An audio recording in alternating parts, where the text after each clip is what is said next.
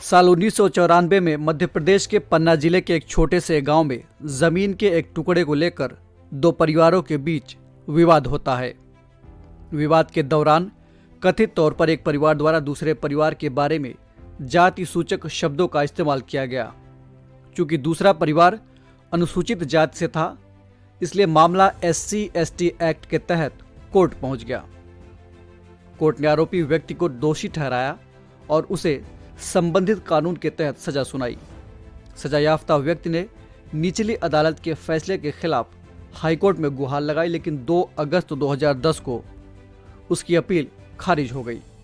बाद में आरोपी ने सुप्रीम कोर्ट का रुख किया और अदालत को सूचित किया कि मामला दोनों पक्षों के बीच सुलझा लिया गया है।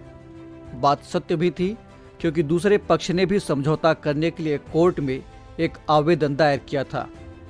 अब चूंकि मामला स्पेशल एक्ट के तहत चल रहा था, ऐसे में आरोपी व्यक्ति के खिलाफ कानूनी कार्रवाई रद्द नहीं की जा सकती थी।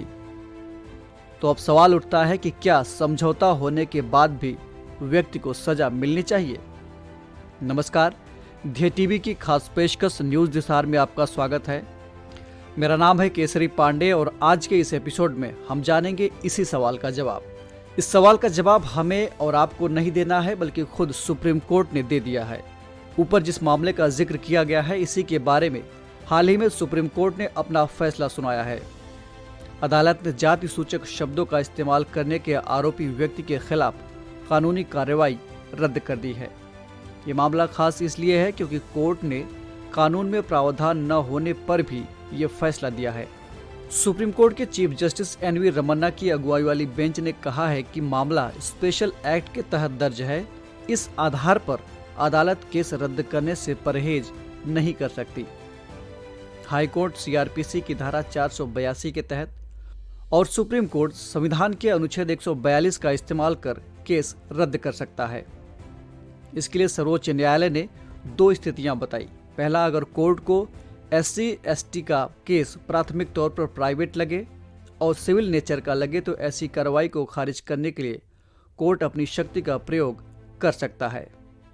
दूसरी स्थिति ये हो सकती है कि अगर दोनों पक्षों में मामले को लेकर समझौता हो गया हो और कोर्ट इस बात से संतुष्ट हो कि केस निरस्त हो सकता है, तो भी केस खारिज किया जा सकता है। मौजूदा मामला दूसरी स्थिति से जुड़ा हुआ है, लेकिन कोर्ट ने इसमें पहली स्थिति को भी शामिल किया है। उच्चतम न्यायालय ने संविधान के अनुच्छेद 142 के तहत अपने विशेष शक्तियों का इस्तेमाल करते हुए ये फैसला सुनाया। कोर्ट ने कहा कि आरोपी और शिकायतकर्ता दोनों एक ही गांव से हैं और दोनों ने स्वेच्छा से समझौता किया है। ऐसे में मामले को बढ़ाने से ज्यादा अच्छा है कि दोनों पक्षों के बीच सौहार्द और सद्भावना को बढ़ावा दिया जाए। यानी मामले में समझौता भी किया गया है और कोर्ट ने इसे सिविल नेचर का भी माना है। आपको बता दें कि संविधान में सुप्रीम कोर्ट को अनुच्छेद 142 के रूप में खास शक्ति प्रदान किया गया है। इसके तहत अगर किसी मामले में कानूनी प्रावधान उपलब्ध नहीं है, तो ऐसे में व्यक्ति को पूर्ण न्याय देने के लिए सर्वोच्च न्यायालय जरूरी निर्देश दे सकता है। वहीं दंड प्रक्रिया संहिता 1973 यानी CRPC के धारा 482 में उच्च न्यायालय को अंतर्निहित शक्तियां प्रदान की गई हैं। इसका उद्देश्य न्यायालय की कार्रवाई को दुरुपयोग से बचाना है और न्याय के उद्देश्यों को बनाए रखना है। कुल मिलाकर कोई भी संहिता, अधिनियम या कानून अपने आप में पूर्ण नहीं होते हैं।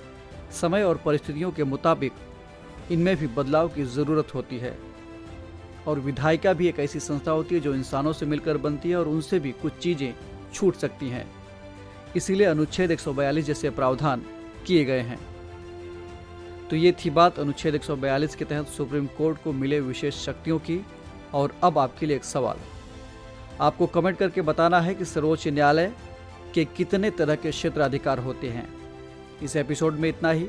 हम फिर मिलेंगे एक नए कार्यक्रम के साथ। तब तक के लिए इजाजत दीजिए। नमस्कार।